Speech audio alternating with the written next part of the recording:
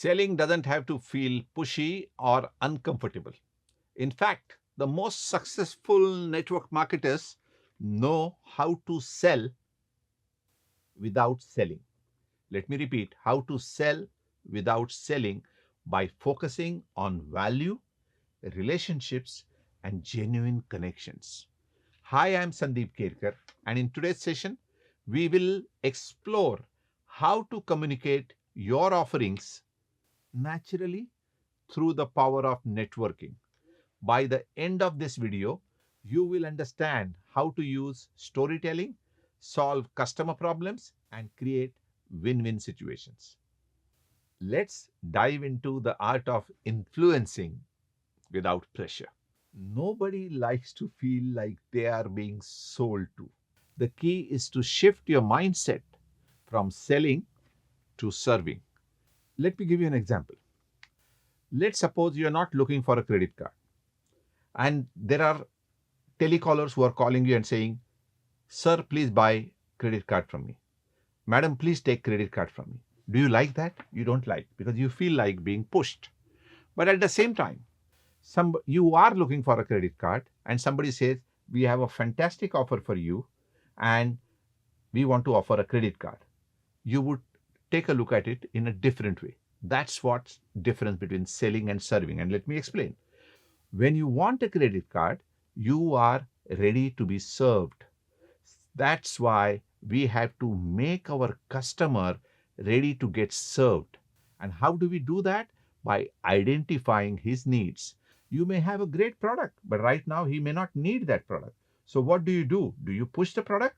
Then you will get a resistance. But at the same time, if you don't push and if you try and understand by asking right questions, by finding out exactly what that customer is looking for and connecting somehow, because that's your job. Even if he may not require, connect it somehow. They say the best salesman is the one who sells refrigerator to an Eskimo.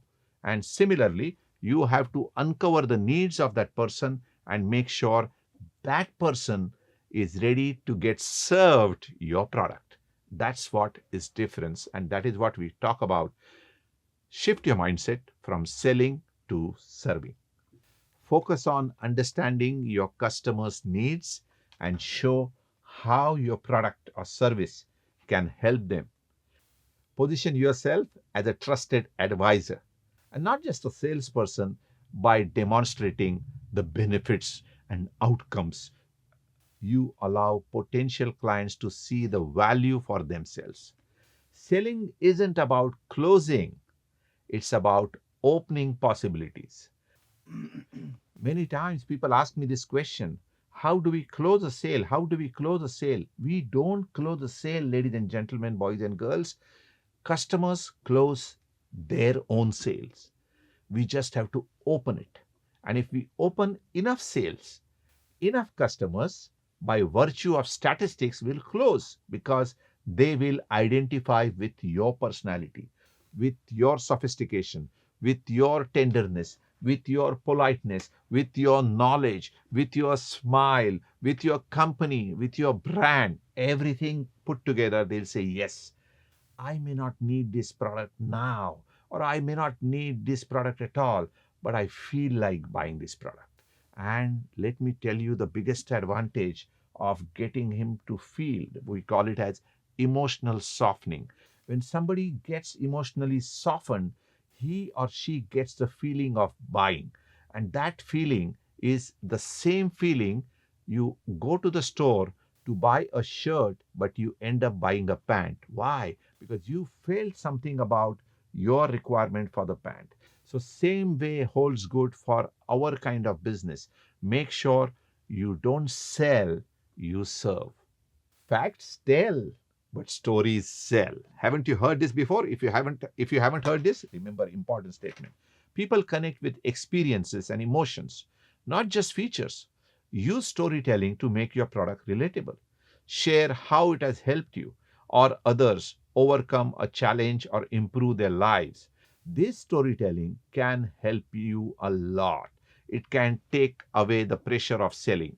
Personal stories create an emotional connection, making your product feel more authentic and trustworthy. By weaving stories into conversations, you are not selling, you are sharing experiences. Stories stick, so let your product story do the selling. Success in networking comes from creating win win situations.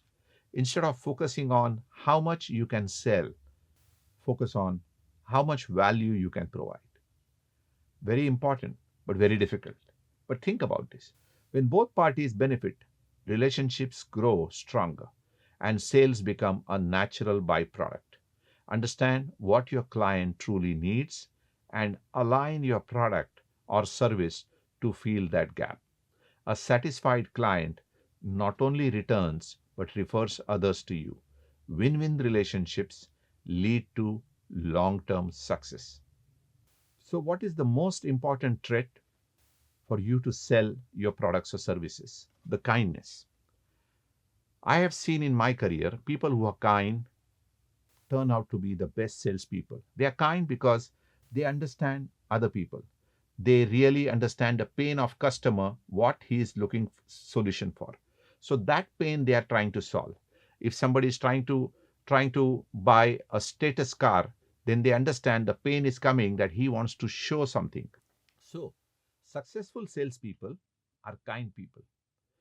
They understand the customer's pain, what customer is looking for, and that is why they really want to offer the best of products and best of services. Don't misunderstand that they just want to be kind, but they are salespeople and they want to sell products, but they just don't want to push it. They want to understand where this product will not be pushed and it will be a pull product, and that is where the kindness comes into picture. So when you go and approach into your selling business, make sure you get into that kindness. And how do you do that? You need to ask a lot of questions. I have seen two types of salespeople in my career. One who comes and starts talking about their products. Second, very rare category, and I want you to be in that rare category. Second category comes and they start asking me questions. And I always remember I was like this. I will never open my mouth when I'm trying to sell. Okay, I will always ask questions, and I will always ask what exactly what exactly my customer wants. Where did I pick this up? I understood whenever anybody visits a doctor, doctor doesn't speak anything about the medicine. Doctor first asks, how are you feeling? What did you eat? What kind of pain you're going through? And then he prescribes. Same way we have to do. We have to address a problem and not just push our product. And that's how you become great. People don't buy products, they buy solutions. Focus on solving problems, not pushing features. Ask questions, listen carefully, and position your offer as the answer to their specific challenge. Shift your approach from what can I sell to how can I help. This mindset of helping, being kind, transforms your role into a problem solver, boosting trust and loyalty along with sincerity. Genuine interest creates trust. When you actively listen to your customers and show empathy for their concerns, you build stronger connections. Ask thoughtful questions, take notes, and follow up with personalized solutions. The more you understand their needs, the easier it becomes to offer relevant products without forcing the sale. Now, we have been talking about selling. We have been talking about selling without selling. We have been talking instead of selling, you are sharing. And we are talking about selling, selling, selling, selling, selling. Now, some of you say, how does selling connect with happiness? It does. It does. Because we believe we have given you the formula. Your happiness depends on your wealth multiplied by health square. So, your happiness has two parameters. One is your health square, and second is your wealth. So, in case you want to be wealthy, Now, some of you are going to say, and I want to really address those things, some of you are going to say, I don't want to be wealthy. You better become wealthy. You better try to be wealthy, because wealthy people are the ones who build lot of things for the generations. From their taxes, lot of things happen.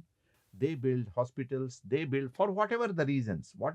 Some of you will say, oh, for tax saving, they are doing it. But whatever the reasons, good things can be done if somebody has money. And we want you to be that person who's doing a lot of things for our country, for our world, and that's why you want to be wealthy. Now, who can get wealthy? Everybody can get wealthy, but somebody who's good at selling can get definitely wealthy. Why? Because selling makes money, rest everything cost money. Let's understand. Whenever you go to buy something, you are going to pay up, okay? And your pocket is going to be emptied with those many dollars or those many rupees or that much currency. But when you are selling, you are getting added with a lot of dollars or a lot of rupees, and that is how you are going to get richer and richer. So it is important to understand the selling, what it can make sense to you. And that is why your mindset has to be, I want to sell, but I don't want to sell by pushing the product. I want to create a need. That is what Peter Drucker talked about. I want to create a need, and then only I want to address this. So it's a very, very beautiful area. Whoever you are, whether you are a student, housewife, business person, whatever you are, if you want to be wealthy, you will have to start taking sales more seriously. And that is why we talk about how you can improve your skills, how you can start focusing on creating your sales, which is so easy for people to understand. And once you start doing it, things are going to be absolutely fantastic for you. So, for all these things, for all these things, okay, of getting into sales mode, you need a lot of soft skills. You know, these soft skills can make a huge difference into your career, which can lead to a lot of happiness. Soft skills like empathy, which is a human skill. You want to have empathy for other people. Communication, again, a human skill. And patience, the most important human aspect. And if you focus on building rapport and leading with positivity, everything is going to happen. By staying calm, approachable, and attentive, you naturally influence decisions without applying pressure. Influence isn't about pushing, it's about guiding. So, ladies and gentlemen, to conclude, selling without selling is about building trust, solving problems, and offering value, and then creating your own enterprise. By focusing on the relationships and storytelling, you turn potential clients into long term partners and advocates. Thank you for joining me today. Let's continue refining our approach to sales by leading with empathy, understanding, and connection. The best sales don't feel like sales, they feel like relationships. Awesome work on completing the module. Now it's time to put your knowledge to the test. Think of this test as a chance to shine yourself, that you've got what it takes. Step up, take the challenge, and show that you have mastered the material. Let's see how far you have come. Remember, our commitment is strive hard to be healthy, wealthy, and happy. And that is why this happiness blueprint is going to make all the difference to you.